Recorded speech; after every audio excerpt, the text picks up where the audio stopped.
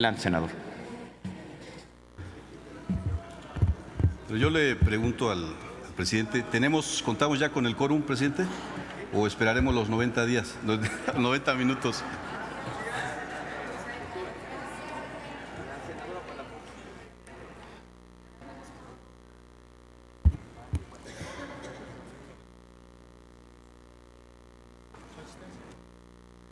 Sí, presidente, ante un debate tan importante, sí es importantísima la presencia de los legisladores, pues para poder ver la posición de cada uno. Yo sí le pediría que siga abierto el tablero, pues para ver con quién contamos y quién no.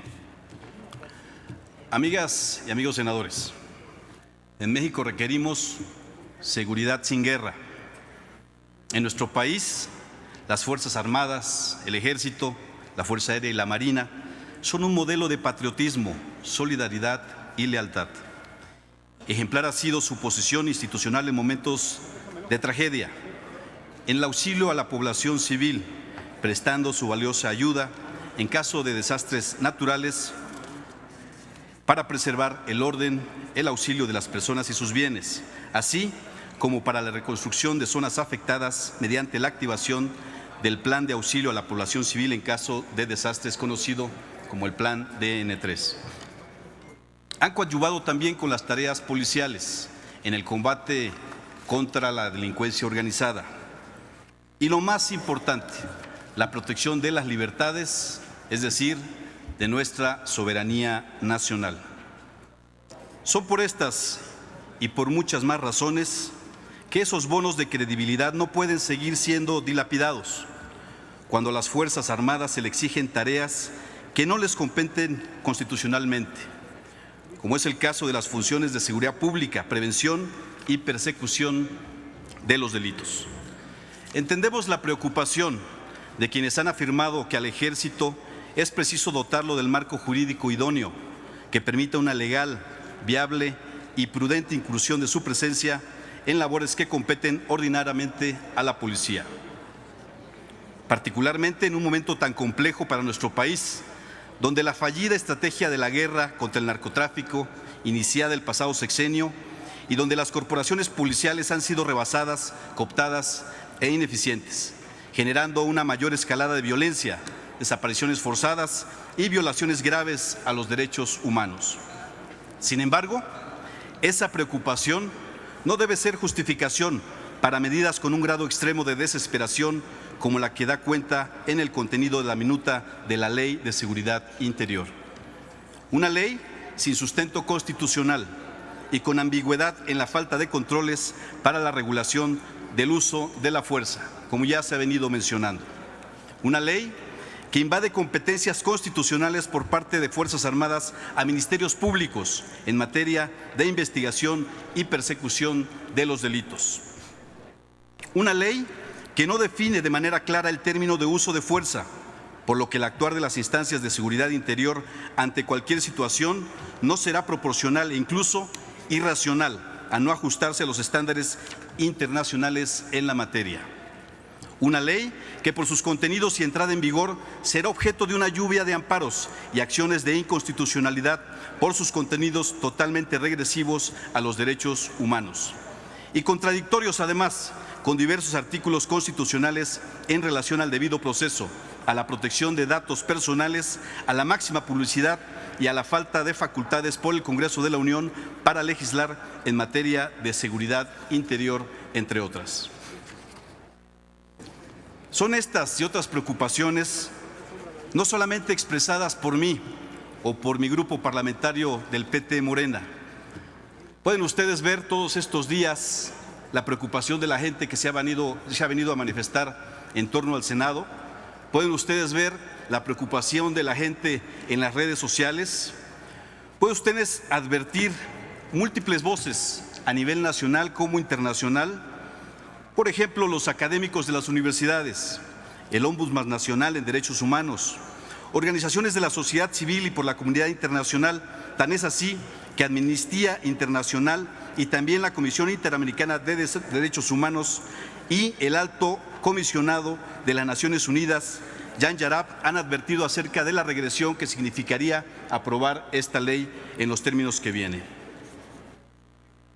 Asimismo, tenemos también una copia del oficio que ha enviado la vicepresidenta del Parlamento Europeo, Evelyn Gebhardt, mediante una carta que ha remitido a todos mis compañeros senadores, donde ha expresado su preocupación respecto de la aprobación de esta Ley de Seguridad Interior, ya que estimó que no se cumple con las recomendaciones que diversos organismos internacionales han emitido a México para resolver los retos en materia de seguridad pública.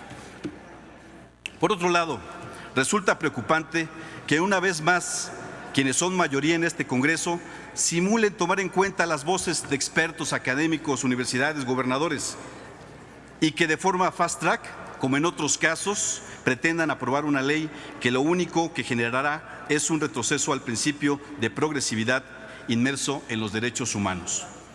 La minuta que incluye la Ley de Seguridad Interior es un infortunio legal, por donde se observe, en primer lugar, porque este Congreso no tiene facultades para discutir y aprobar una ley de seguridad interior.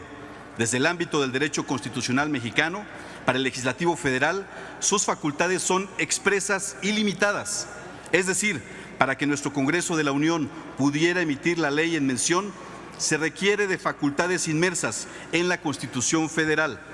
No obstante, el artículo 73 constitucional no le faculta expresamente a ninguna de las dos cámaras la emisión de una ley en materia de seguridad interior, por lo que de legislar en esta materia traería como consecuencia un acto nulo. Por otra parte, se pretende darle más atribuciones a las Fuerzas Armadas. Lo anterior no garantizará una mayor seguridad y tranquilidad a los ciudadanos, ya que la nula ausencia de controles y la indebida regulación del uso de la fuerza permitirán que las Fuerzas Armadas sean utilizadas para reprimir protestas, incluso pacíficas, de la sociedad civil, situación que concuerda con las declaraciones del general Salvador Cienfuegos. Voy a leer textualmente lo que ha expresado el general en algunos medios de comunicación. Leo textual. Se pretende regular a las Fuerzas Armadas en actividades de seguridad pública, situación que desnaturaliza su función primordial, que es defender la integridad, la independencia y sobre todo la soberanía de la nación. En suma, este Congreso no tiene facultades para legislar en la materia, ya que se mezclan los conceptos básicos de seguridad interior, pretendiéndola mañosamente hacerla parte de la seguridad nacional. Preocupa además que esta ley pretende aprobarse previo a los comicios federales y locales, considerados los más importantes en la historia reciente de nuestro país. Por lo que resulta sospechoso militarizar al país y legalizar la actuación de las Fuerzas Armadas ante posibles situaciones que atenten al orden constitucional y al fortalecimiento de las instituciones democráticas del gobierno.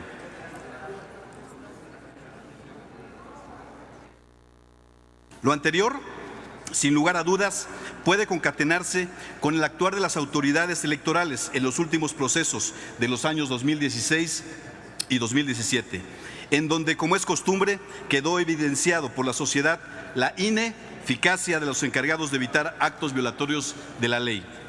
En dicho punto, hoy resulta contradictorio emitir discursos legaloides para justificar la militarización del país y buscar un efectivo Estado de Derecho, cuando hace poco más de un mes los que hoy cometen este atropello castigaron al fiscal que se atrevió a aplicar la ley, al tiempo de evidenciar casos de corrupción y el uso indebido de recursos para financiar campañas electorales.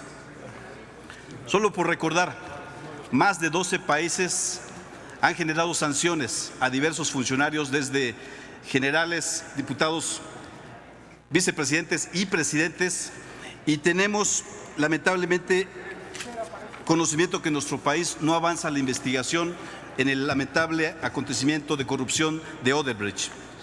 La obligación pretendida en el artículo 31 de la ley en comento a cargo de las autoridades federales, locales y municipales e incluso órganos autónomos de proporcionar a instancias de seguridad interior información confidencial de los ciudadanos sin mediar mandamiento u orden judicial alguno, además de ser inconstitucional y regresivo a los derechos humanos en materia de protección de datos personales, será la puerta para poder intimidar y perseguir a quienes pretendan el siguiente año iniciar la lucha por un cambio verdadero para nuestro país. Nos resulta preocupante la prisa por avanzar en la aprobación de lo que supuestamente es una importante ley para los mexicanos, que contrasta con lo poco importante que es para la gran mayoría parlamentaria aquí presente el no tener fiscal general de la República desde el 7 de octubre, así como también titular de la FEPADE. Pendiente también el nombramiento del fiscal anticorrupción. Recuérdenlo bien, la ley que hoy se pretende aprobar es y será una de las más rechazadas por el sector social, organizaciones civiles, instituciones y órganos autónomos mexicanos e incluso por órganos internacionales, siendo su aprobación el reflejo de la incompetencia de los gobiernos para contener la creciente ola de violencia, así como de la ineptitud y falta de voluntad para atacar de raíz los orígenes de la inseguridad que flagela a los mexicanos, tales como el desempleo, la desigualdad, la pobreza, la migración, la falta de oportunidades, el atraso educativo, entre otros. Compañeras y compañeros senadores, pregunto a ustedes, ¿qué hay detrás de la aprobación de esta ley que legitima el totalitarismo en las calles a 200 días de las elecciones y que posibilitaría la represión de conflictos postelectorales? ¿Por qué se insiste con inusitado interés en aprobar una ley tan evidentemente inconstitucional? Y finalmente, ¿por qué aprobar y decretar el fracaso de la política de seguridad pública, militarizando por ley al país y exponiendo a una institución que ha basado su prestigio precisamente porque no realiza las funciones que estamos a punto de otorgarle? Esas preguntas deberán responderlas de frente a la nación quienes voten a favor de esta grave decisión parlamentaria. Por lo pronto, es evidente que el impulsor de esta legislación deberá ser considerado para la historia parlamentaria como el enemigo número 1 del ejército mexicano. Por último, que quede claro, nosotros no estamos en contra del servicio y vocación de nuestras Fuerzas Armadas, sino que estamos en contra del uso faccioso e inconstitucional que se pretende dar a estas, por lo que no está de más recordarles que aquellos que avalen el presente dictamen cometerán un agravio contra nuestro pueblo. Por lo anteriormente señalado, mi voto será en contra. En México urge seguridad sin guerra. Es cuanto, señor presidente. Muchas gracias, senador Salazar. Con fundamento en lo dispuesto por el artículo 197 del reglamento, procederemos a los posicionamientos de los grupos parlamentarios, los cuales serán en orden creciente y por un tiempo de 10 minutos.